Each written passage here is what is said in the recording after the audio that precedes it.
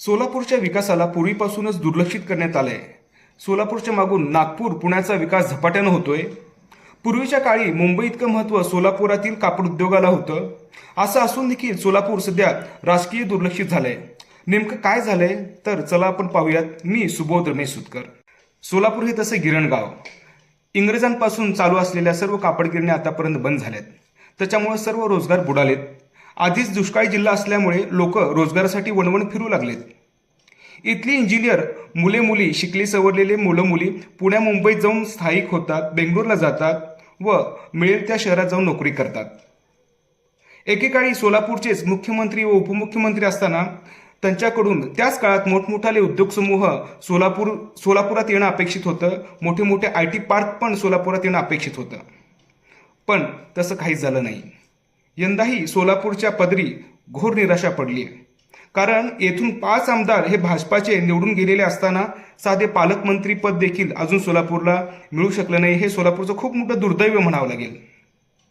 सुभाष बापू देशमुख हे तसे पाहिले तर एक मातब्बर, अनेक बँका, पतसंस्था, उद्योग समूह चालवण्याचा प्रचंड दांडगा अनुभव व त्यांच्याकडे एक सक्षम यंत्रणा आहे।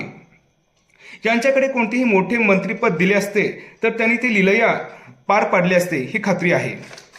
त्यांच्यानंतर आमदार विजयकुमार देशमुख हे दिग्विजयी आमदार म्हणून ओळखले जातात, कारण सलग 5व्यांदा ते इथून निवडून आलेले आहेत।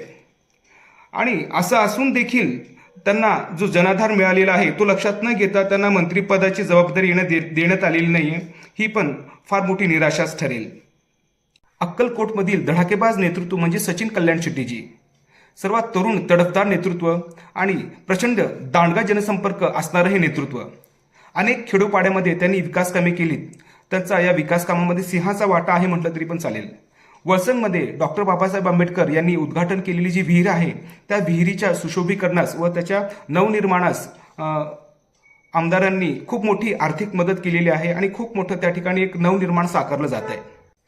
त्यांनी केलेल्या विकास कामामुळे त्यांना मंत्रिपद जरी मिळालं असतं तरी त्याच्यात काही नवल नव्हतं, पण तसंही काही झालं नाही। नंतरची मातब्बर राजकारणी म्हणजे समाधान आवताडेजी।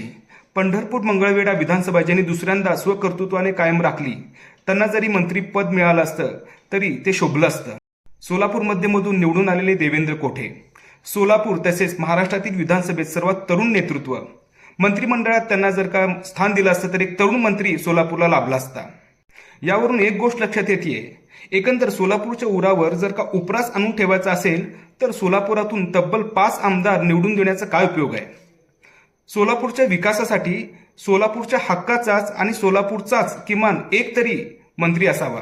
व्हिडिओ आवडला असेल तर लाईक करा, काही गोष्टी शेअर करायच्या असतील तर नक्कीच कमेंट करा आणि चॅनलला सबस्क्राईब करायला विसरू नका। थँक्यू, नमस्कार।